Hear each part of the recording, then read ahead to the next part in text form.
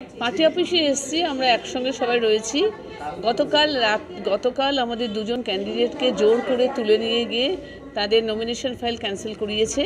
এই খবর ওদের উদ্দেশ্য ছিল প্রত্যেকটি রাতের অন্ধকারে প্রত্যেকটি ঘরে ঘরে গিয়ে আমাদের ক্যান্ডিডেটদের ঘরে গিয়ে বাড়ি পরিবারদের এবং ক্যান্ডিডেটকে ভয় দেখিয়ে তুলে নিয়ে এসে আমাদের নমিনেশন ফাইল ক্যান্সেল করার ওদের উদ্দেশ্য ছিল। এটাই আমরা সেই কারণেই আরও চলে এসেছি। ঠিক কথাই, এটা আমাদের এই কারণে এখানে আসে থাকা আমাদের এখানে।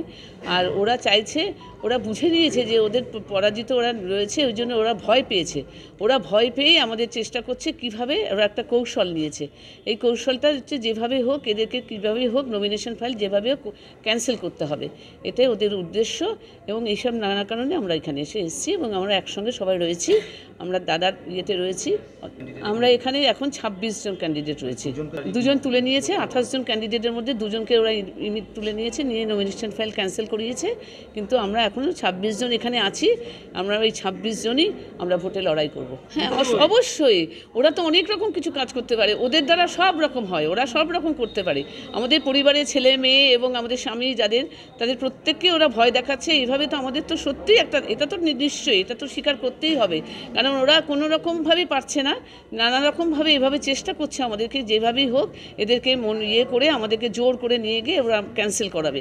কিন্তু ওরা পারবে না। কেন আমাদের বহরমপুর শহরের মানুষ আমাদেরকে চায়, তারা আমাদের চায়, ওরা এটা বুঝে নিয়েছে, ওরা বুঝতে পেরেছে।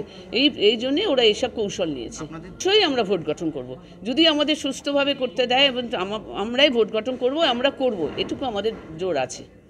আমরা অজিত চৌধুরীর সৈনিক, আমরা অজিত চৌধুরীর পাশে আছি, আমরা দাদার পাশে, সুতরাং আমরা করব, এটুকু আমাদের মনোবল আছে, আমরা জোর আছে আমাদের, আমরা ভয় পাই না।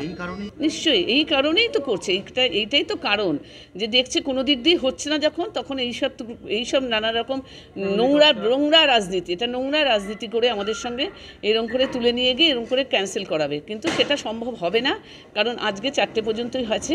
আমরা সেটা কেউ করব না এবং 26 জনই আমরা লড়াই করব এবং আমরাই জিতবো, আমরাই ভোট গঠন করব, এটুকু আমি জোর গলায় বলতে পারছি।